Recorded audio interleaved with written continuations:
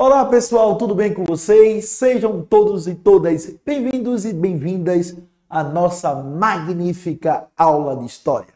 Aqui é o professor Cláudio Nascimento, da Escola de Referência de Ensino Fundamental Creuza Câmara Dornelas. Estamos mais uma vez aqui para debatermos, discutirmos, estudar, analisar a história. E hoje eu trago para vocês, turma do 6º ano, do ensino fundamental, um tema bastante interessante, bastante legal, o indivíduo como protagonismo histórico, certo?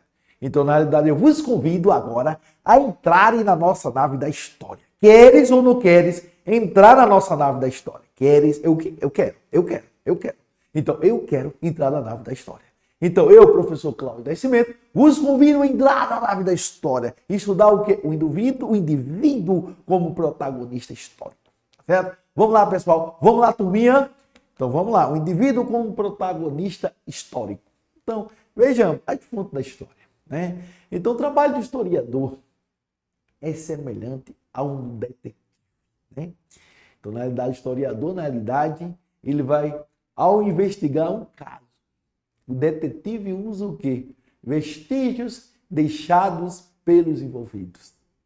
Como, por exemplo, um fio de cabelo, um brinco, uma lata vazia. O historiador, meus prezados, minhas prezadas, ele vai agir da mesma forma. Utiliza todos os vestígios, né, ou pistas disponíveis, né, para construir conhecimento sobre história.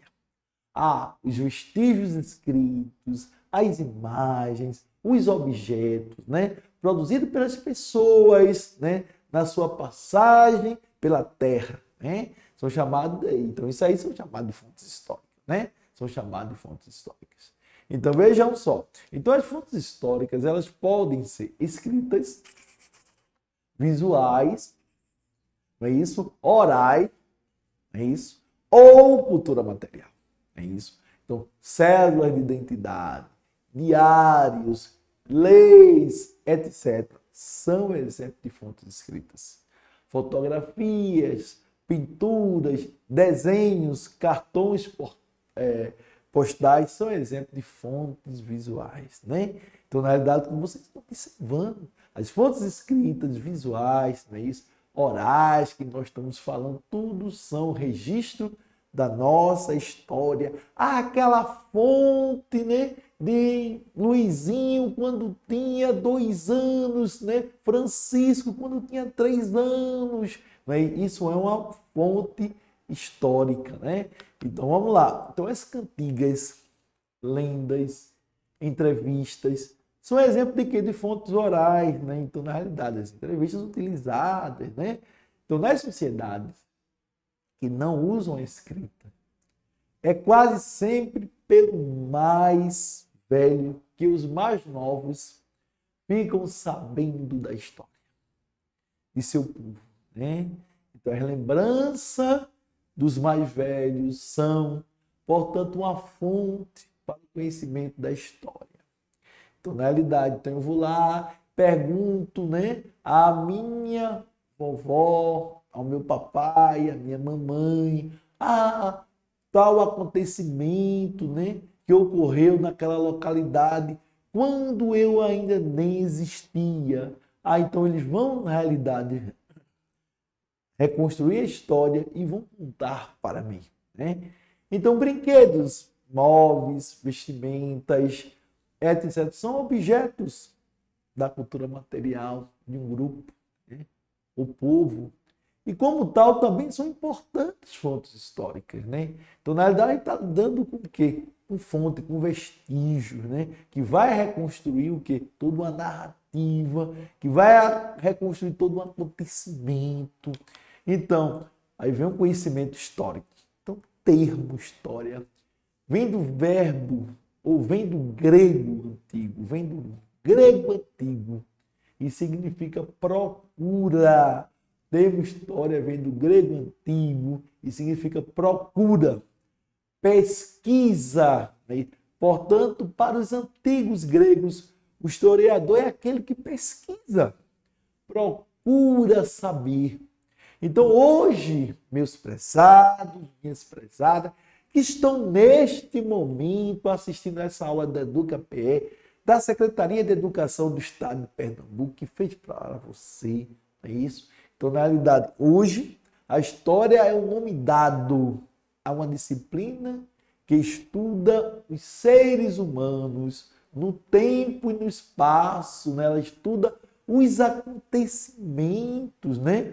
Então, e a palavra historiador passou a significar profissional formado em universidade, cujo trabalho é pesquisar e escrever sobre o passado e o presente e suas relações, né, entre um e outro. Né? Então, a gente vai estudar passado, presente, né? Então, a gente vai fazer uma relação entre um e outro.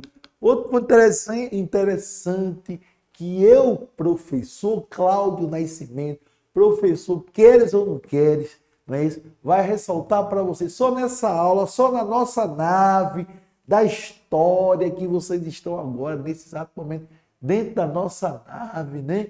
Então a gente vai falar um pouco de um modo simplificado, né? O conhecimento histórico é construído por meio dos seguintes passos, né? Primeiro passo, né? Então, na realidade, o historiador ele escolhe o assunto que quer conhecer e delimita o tempo. A gente precisa de um tempo. Claro, eu não vou estudar, né? Toda uma década, todo um século, né? Então, eu vou delimitar um período, claro, né? Então, ele quer conhecer como viviam, né, as jovens em cidades brasileiras dos anos 80. É o dia, o estudo, o dia a dia, né? O estudo, a diversão, o namoro e etc. Então, ele vai fazer uma reconstrução, né? A tal período da década de 80, né? Como é que esses jovens viviam, né?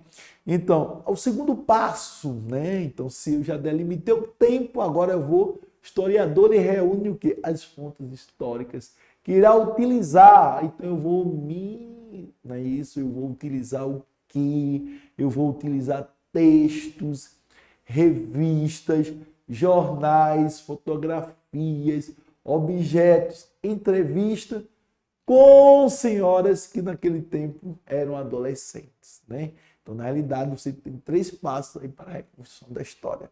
É como se agora se o professor de história pedir a vocês amanhã, vamos analisar, né, a história de nossa comunidade, vamos analisar a história da nossa escola. Então, vocês vão reconstruir, né? Então, vocês vão pegar, né? Vocês vão seguir esses passos, né, para reconstruir a história, né? Então, um ponto interessante, né? Ao final do trabalho, né? Isso, o historiador, ele não constrói uma verdade completa ou definitiva. O que ele constrói é uma versão da história que pode ser criticada, né? Ou superada por novas pesquisas, né? É isso. Então, interessante aí que, usando o método histórico, ele vai construir uma interpretação sobre como viviam os adolescentes, né? Então, na realidade, nós, né? Então, aí vem a colaboração de outros profissionais, né? Então, como é que os outros profissionais vão auxiliar o historiador, né, nessa reconstrução da história? Então, para construir um conhecimento sobre determinado povo, o episódio, o historiador ele necessita do saber elaborado, né, pelos profissionais de outras áreas, como geógrafos e arqueólogos, né? Então, os arqueólogos eles estudam os povos por meio dos vestígios, materiais deixados por eles, como o resto de casas, né? Instrumentos de trabalho, né? Pinturas, né? Feitas em rochas, né? Vasos, entre outros, né? Então, vamos falar arqueologia, né? Então, a gente vai remontar o seguinte, é aquele profissional que estuda os povos por meios dos vestígios, que vai auxiliar o historiador na construção da história, né? Então, pedaço de um machado, de pedra escavado, né, por um arqueólogo, examinado em laboratório, pode nos conter sobre a idade, né, daquela pedra e o modo de vida, né? Modo de vida do povo que utilizou, né, aquele machado. Então, vasos, né, potes, né, e jarros para beber água estão entre os achados mais comuns nas escavações arqueológicas.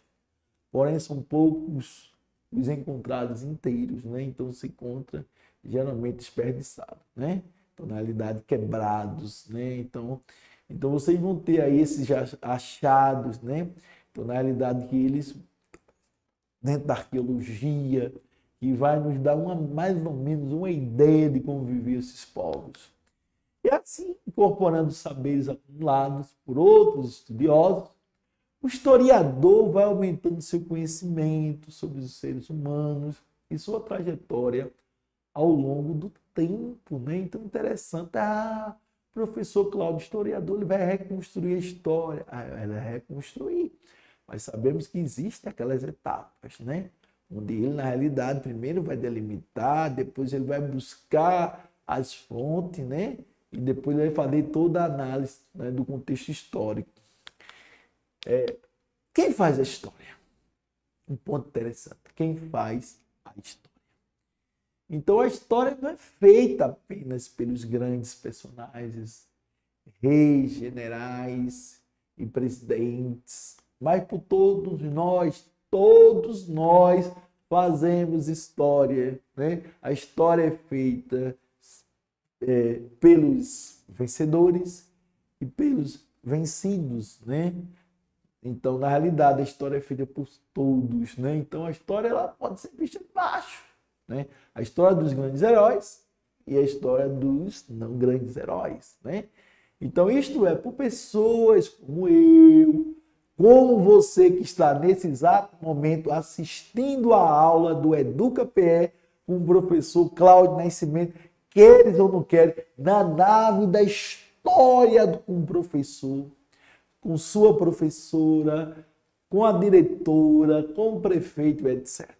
Grupos como os dos artesãos, o dos idosos, dos soldados, né? O dos ricos, o das mulheres, né?